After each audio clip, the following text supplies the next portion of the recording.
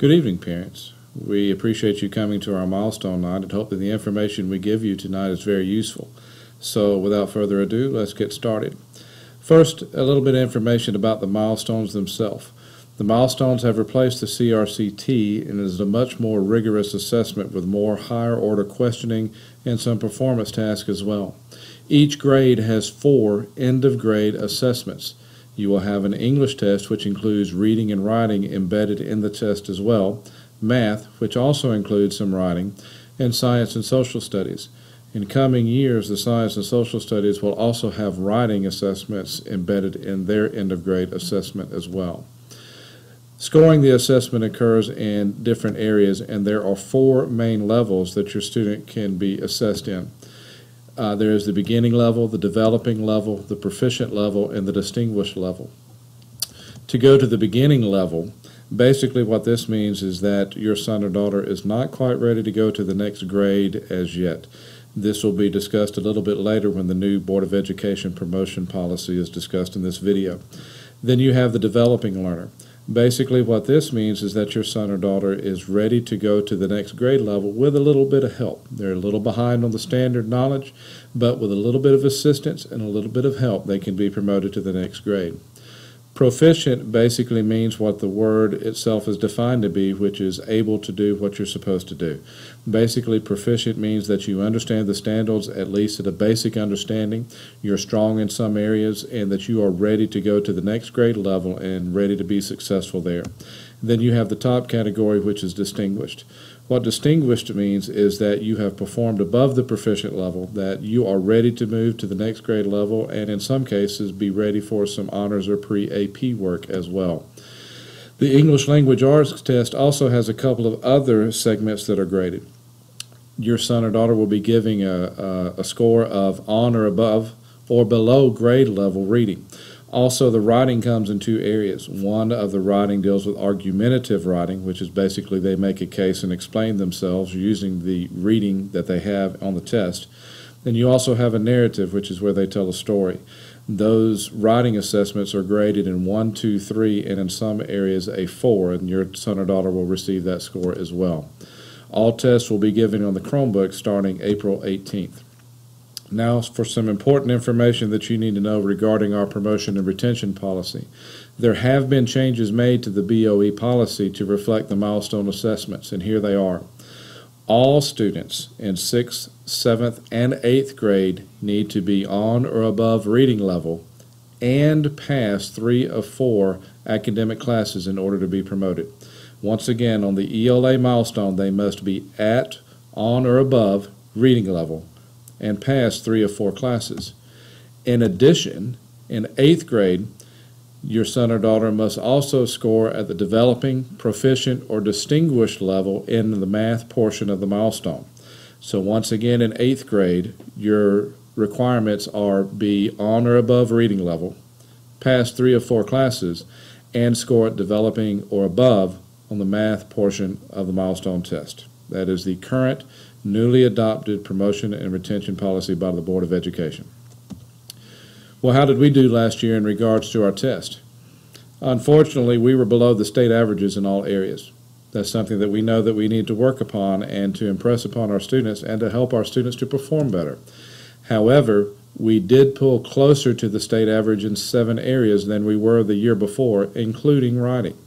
If you look around this room, you're going to see a lot of things that deal with writing, and your teachers that are here tonight will be telling you a lot of information about writing.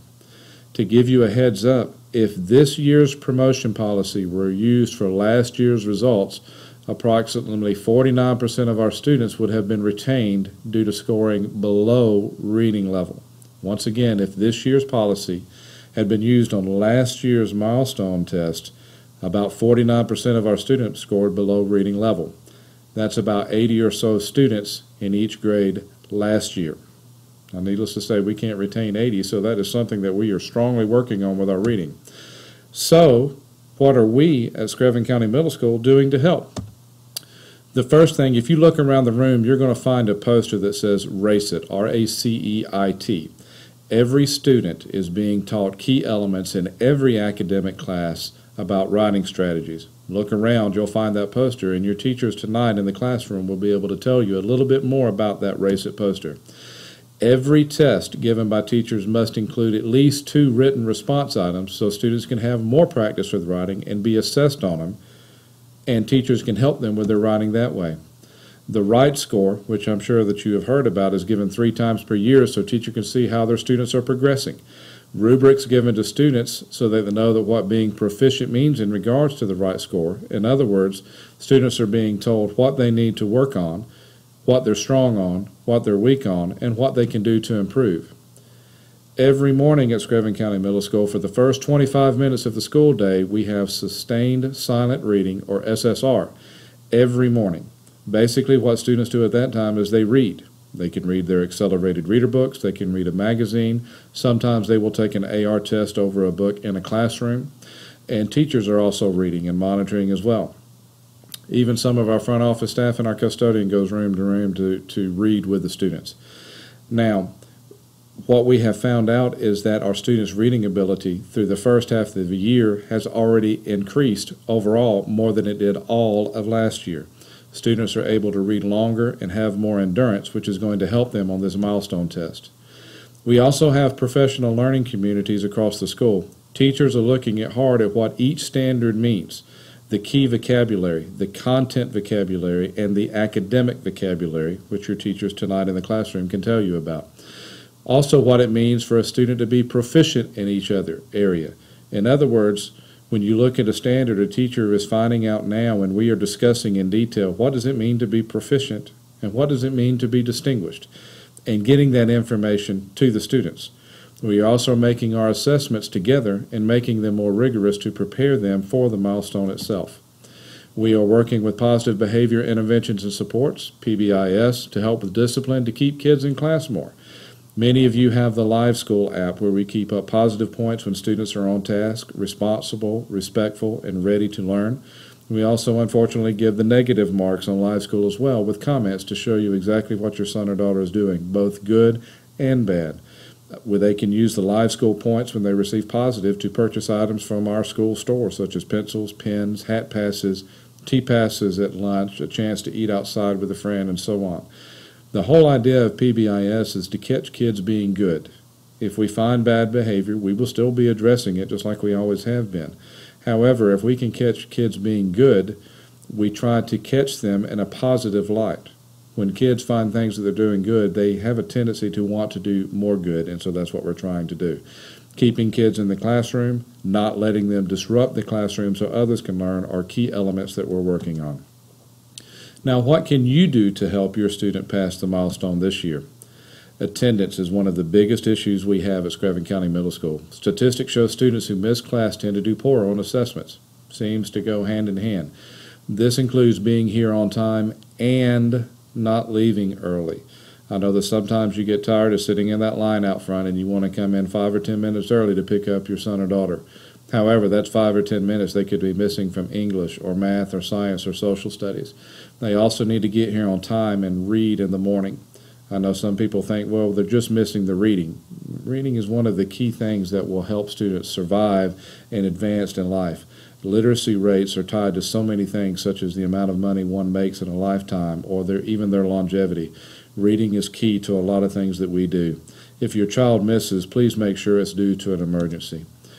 Read with your child. Let them see you read. One of the biggest parameters that I can tell you that will help your son or daughter read is to have them see you read. Read a book, read a magazine, read a newspaper, read it often, read it with them, but read. Encourage effort. Mistakes will be made, but that's where learning takes place, is a mistake. Telling your child that it's okay to make a mistake, but not quitting. That's not an option. Quitting is not an option. It's okay to make a mistake, but don't quit. It's okay to be wrong.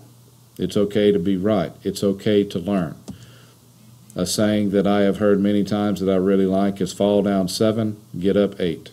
Just because you're down, you don't stay down. Just because you made a mistake, it's okay to make mistakes. So you didn't get the grade on the quiz or the test or the AR test or the assessment that you wanted. It's okay. We can do better, and we can help you do better. Quitting is not an option, though. Talk to your teachers tonight. They know other things that you can do to have your child prepared to be successful in the milestones. Any question you have, they should be able to answer. If not, the rest of the administrative staff, myself, Mr. White, and Dr. Rackley will be around through the entire night, so when you leave, you can talk to us if needed. Thank you very much for coming tonight. I hope this has given you some information. Your teachers will also be giving you some more information tonight, and at the conclusion of that, we have a very interesting video created by the staff here showing many of our students here in a new light that you might like. Thank you for coming, and have a great evening.